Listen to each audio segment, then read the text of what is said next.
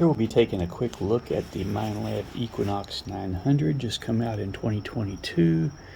Just got mine in December, and its comparison in its few features to the Nokta Makro Simplex, which I've had for several years. One of the neatest things ever to be on Simplex was incorporated into the Equinox 900. That is the backlit tactile buttons here on the Simplex are now also backlit and at least slightly tactile on the Equinox 900. Simplex has an automatic dimming screen that goes on and off when you're not actually getting signal to it in the night. The one on the Equinox is got 3 different settings on the 900 that you can toggle through: off, high, medium, and low. So that's the way they handle that. And the neat thing they copied off of the Simplex is its flashlight. Flashlight button on the Simplex was sort of an afterthought. It's this very, very last icon here. When you use the settings button to go across here, you select the last icon.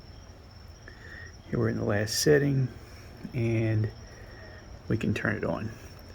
So now I've got my headlamp off. The only light we have on is the light of the Simplex. And you can see just how nice and even and bright this light is. Very usable. If I'm out on the beach at night and it's in the winter time, it gets dark at 5:30. This is a really great thing to have. Notice it auto dimming there to save battery when I'm not getting a signal. Now, this was one problem. If it got dark and you didn't have a headlamp or anything, it was almost impossible to turn this flashlight on and off.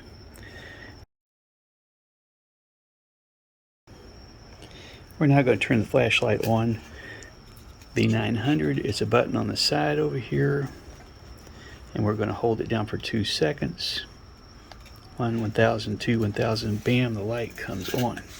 So now here is the Simplex, and beside it is the Equinox 900, its flashlight. And you can see Simplex is nice, round, wide, pretty bright really. The Equinox has sort of a bullseye look to it. I'm going to get off here to the side away from it, and you can see it looks like a bullseye or something like an old light bulb from an incandescent flashlight of the old days. I don't know why they did this. Perhaps I can put a diffuser on this and get it to look a lot better. It's hard to say. It's usable. I'm glad it's on there. If I didn't have any other light, this would be fine. But why in the world, as much money as this thing costs, you know, $1,100 for this detector, and it's got a flashlight that looks like this bullseye effect, compared to a $300 detector that has a beautiful flashlight on it, like the Nokta Simplex here. There's a whole lot going on there that they should have spent another nickel on an LED that would give a better flashlight like this Simplex.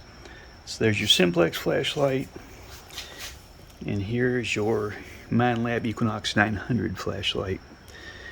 And again, I do like the way that the Equinox turns on and off with a button.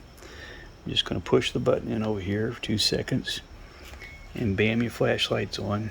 That's a good thing. That part is much better than the Simplex. So that's it. Quick review of the flashlight, backlit buttons on these 2 detectors. I will throw in the other thing they copied was a vibration feature. It came originally from the Simplex, and that vibration feature is much more advanced on the Equinox 900. You can assign it to individual IDs, or zones of IDs. So that part is wonderful.